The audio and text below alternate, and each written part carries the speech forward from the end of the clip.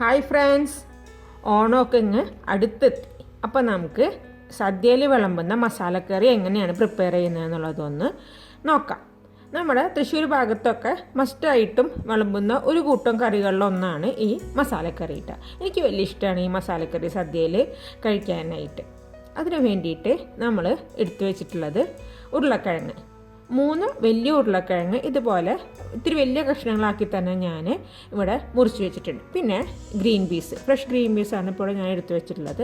നമുക്ക് വേണമെന്നുണ്ടെങ്കിൽ ഡ്രൈ ആയിട്ടുള്ള ഗ്രീൻ പീസ് കുറച്ച് നേരം വെള്ളത്തിൽ കുതിർത്തിട്ട് അതൊന്ന് വേവിച്ചെടുത്ത് വെച്ചാലും മതി. അപ്പോൾ നമ്മുടെ മെയിൻ ഇൻഗ്രീഡിയൻറ്റ് പൊട്ടറ്റോ ഇവിടെ അരിഞ്ഞ് വെച്ചിട്ടുണ്ട്.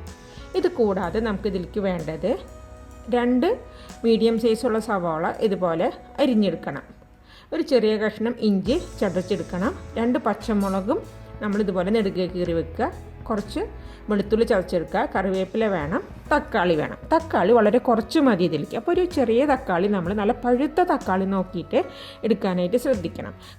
ഇതിലേക്ക് കുറച്ച് നാളികേരം ഒന്ന് വറുത്തെടുക്കണം. അതിന് വേണ്ടിയിട്ട് ഞാനിപ്പോൾ ഒരു 3 ടേബിൾ സ്പൂൺ നാളികേരം എടുത്തിട്ടുണ്ട്.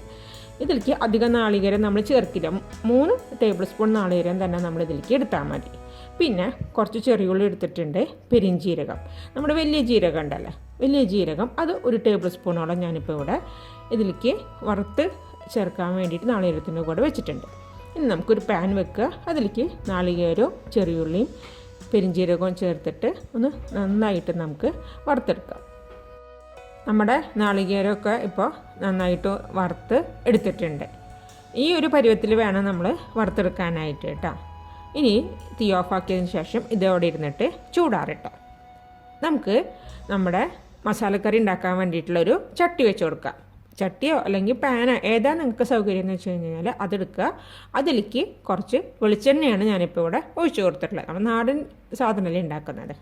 ഇതിലേക്ക് നമുക്ക് മുറിച്ച് വെച്ചിട്ടുള്ള പൊട്ടറ്റോ ചേർത്ത് കൊടുക്കാം.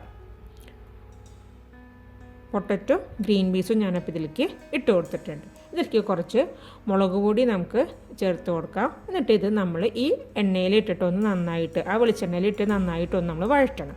സാധാരണ നമ്മൾ മസാലക്കറി ഉണ്ടാക്കുമ്പോൾ ഈ ഒരു സ്റ്റെപ്പ് ചെയ്യാറില്ല, പക്ഷേ എൻ്റെ ഹസ്ബൻഡിൻ്റെ വീടിൻ്റെ ഭാഗത്തൊക്കെ ഇതുപോലെ ചെയ്ത് കണ്ടിട്ടുണ്ട്. അപ്പോൾ എനിക്കും അത് കുറച്ചും കൂടി രുചി കൂട്ടുന്നതായിട്ടും തോന്നിയിട്ടുണ്ട്. കാരണം നമ്മളിങ്ങനെ ചെയ്യുമ്പോൾ ആ മുളകും ഒക്കെ ഉരുളക്കിഴങ്ങിൻ്റെ കഷ്ണത്തുമ്പോൾ ഒന്ന് പിടിക്കുകയും ചെയ്യും. ഉരുളക്കിഴങ്ങിൻ്റെ കഷ്ണം അതിൻ്റെ പുറംഭാഗമൊക്കെ ഒന്ന് വാടി ഒന്ന് മൊരിഞ്ഞും വരും.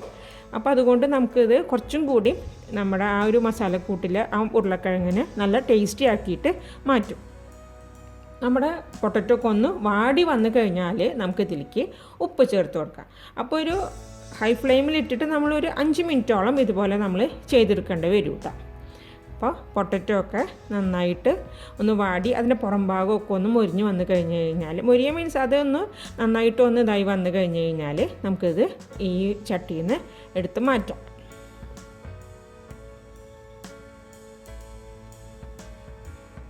അപ്പോൾ ഞാൻ ഈ ചട്ടിയിൽ നിന്ന് ഫുള്ളായിട്ട് ഞാൻ പൊട്ടറ്റോ ഗ്രീൻ പീസും എടുത്ത് മാറ്റിയിട്ടുണ്ട്. ഇതിൽ കുറച്ച് വെളിച്ചെണ്ണ ഇപ്പം ഉണ്ട്, അതിലേക്ക് നമുക്ക് കുറച്ച് ഉണക്കമുളക് ഇട്ട് കൊടുക്കാം. വറ്റൽമുളക് ഞാൻ ഇട്ട് കൊടുത്തിട്ടുണ്ട്.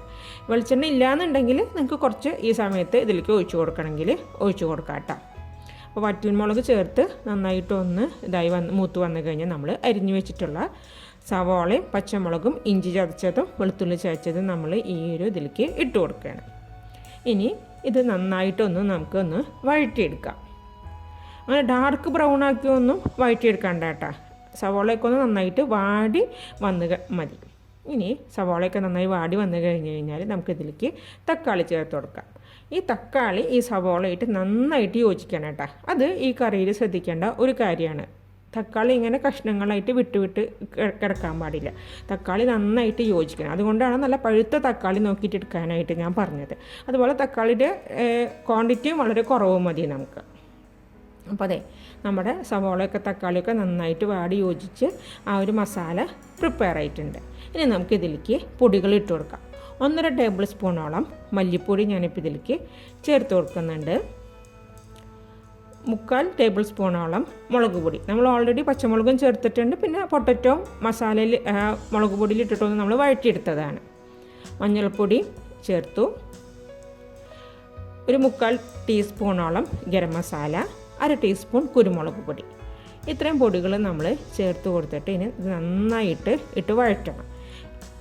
ഈ പൊടികളുടെ പച്ചമണമൊക്കെ മാറി നല്ല മൂത്ത് വരണം കേട്ടോ. നമ്മുടെ മസാലക്കറി ടേസ്റ്റ് ഉണ്ടാവണമെന്നുണ്ടെങ്കിൽ പൊടികളുടെ മൂപ്പ് ഇമ്പോർട്ടൻ്റ് ആണ്. അത് നന്നായിട്ട് മൂത്ത് വരണം.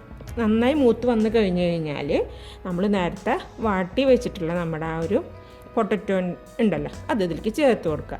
ഇനി നമ്മൾ ആ ഫസ്റ്റ് സ്റ്റെപ്പ് ചെയ്യേണ്ടെന്നുണ്ടെങ്കിൽ നിങ്ങൾ ഇതുപോലെ പീസാക്കിയിട്ടുള്ള പൊട്ടറ്റോ ഇതിലേക്ക് ചേർത്ത് കൊടുത്താൽ മതി. അതായത് നമ്മൾ ആ വഴറ്റിയെടുക്കുന്ന ആ ഒരു സ്റ്റെപ്പ് നമുക്ക് ഒഴിവാക്കാൻ വേണമെന്നുണ്ടെങ്കിൽ.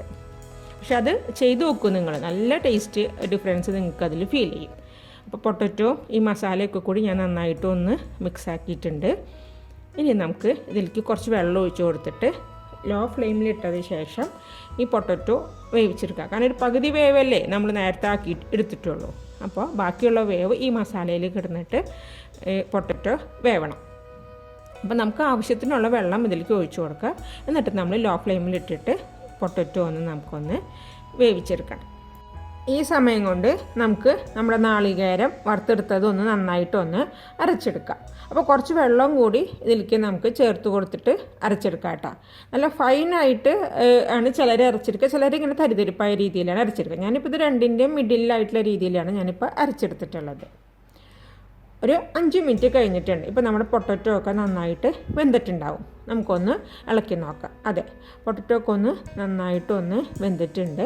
കുറച്ച് വെള്ളം നമ്മൾ പൊട്ടറ്റോ വേവിക്കാൻ വേണ്ടിയിട്ട് ഒഴിച്ചു കൊടുത്ത ഒരു വെള്ളം അതിലുണ്ട്. ഇടയ്ക്ക് നമ്മൾ ഒന്ന് തുറന്ന് ഇളക്കി കൊടുക്കണം. അതുപോലെ വെള്ളം ആവശ്യമുണ്ടെന്നുണ്ടെങ്കിൽ അതും ഇടയ്ക്ക് ഒന്ന് ആഡ് ചെയ്തിട്ട് കൊടുക്കാനായിട്ട് മറക്കരുത് കേട്ടോ. അപ്പോൾ നമ്മുടെ ഈ വെന്തിരിക്കുന്ന പൊട്ടറ്റോ ഇതിലേക്ക് നമ്മൾ അരച്ച് വെച്ചിട്ടുള്ള നമ്മുടെ നാളികേരത്തിൻ്റെ ആ അരപ്പ് നമ്മൾ ചേർത്ത് കൊടുത്തൊന്ന് നന്നായിട്ടൊന്നങ്ങ് മിക്സാക്കാം.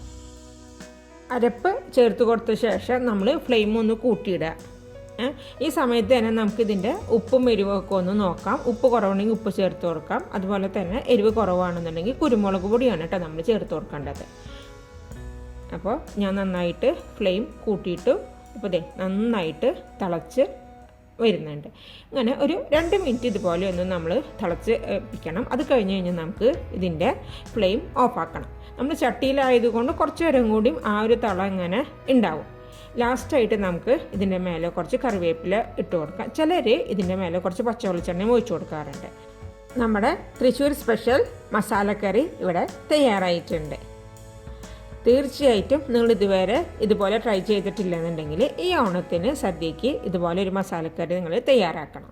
നമ്മുടെ സാമ്പാർ, അവിയൽ, ഓലൻ, കാളൻ ആ രുചികളുടെ ഒപ്പം ഇതുപോലെ ഒരു മസാല ടേസ്റ്റുള്ളൊരു കറിയും കൂടി ആകുമ്പോൾ നമ്മുടെ സദ്യ ഗംഭീരമാവും. അപ്പോൾ നിങ്ങളെല്ലാവരും ഇത് ട്രൈ ചെയ്ത് നോക്കുമെന്ന് ഞാൻ വിശ്വസിക്കുന്നു. നല്ലൊരു ഓണവിഭവമായിട്ട് ഞാൻ അടുത്ത വീഡിയോയിൽ കാണാം. എൻ്റെ ഈ വീഡിയോ കണ്ട എല്ലാവർക്കും താങ്ക് യു സോ മച്ച്.